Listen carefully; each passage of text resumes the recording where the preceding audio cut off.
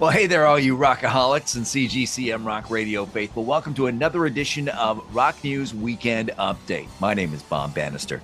Hey, don't forget to give us a like, a share, and a subscribe, and leave your comments down below and let us know what you think. So let's get into the news because we've got a few good stories to get to today. AC/DC's first Australian show in 10 years registered an earthquake-level vibration in Melbourne. Now, this took place at the massive 100,000 capacity Melbourne Cricket Ground on November 12th as they opened the Australian leg of their Power Up tour. Now, this noise, coupled with the vibrations caused by the crowd bouncing in unison, amplifiers on the ground, triggered earthquake measuring equipment in the city. That is just too cool.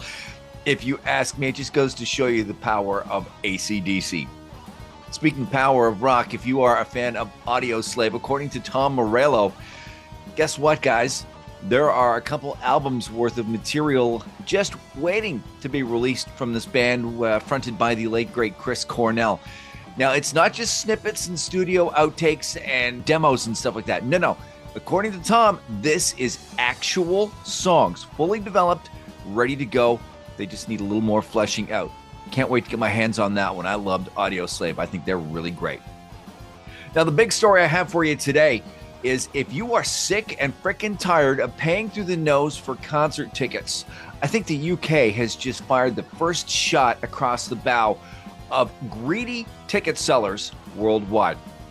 According to the UK government, what they are doing, they are capping secondary ticket sales at the price you see on the ticket. Now, it was initially thought that they would cap it at 30%, but no.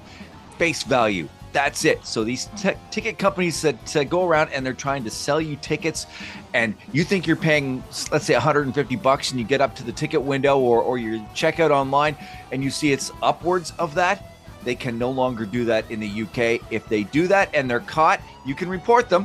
By the way, if they get caught, they can face huge fines. So guess what?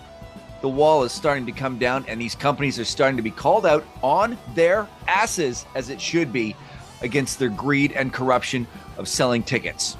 That's the first step. The next step is getting those ticket prices down even further. That's just my humble opinion. So let's look back at some album anniversaries. Now, this date that I'm recording this is November the 22nd. So we've got a couple great albums that came out on November the 22nd back in history.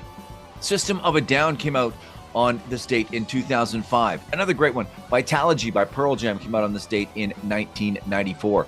The Lamb Lays Down on Broadway, another great classic rock album, was released on this date in 1974. The Beatles' White Album came out on this date in 1968, and another Beatles album that came out on this date in 1963 was With the Beatles. All great albums. What's your favorite Beatles album? I want to know. Are you excited about these ticket prices that are going to be stomped on by the UK government? Let me know in the comments below. Share your thoughts. Share the video. Let us know. My name is Bob Bannister. You've been watching Rock News Weekend Update right here with CGCM Rock Radio. And guess what, folks? That's it. That's all. That's the news. And I am out of here.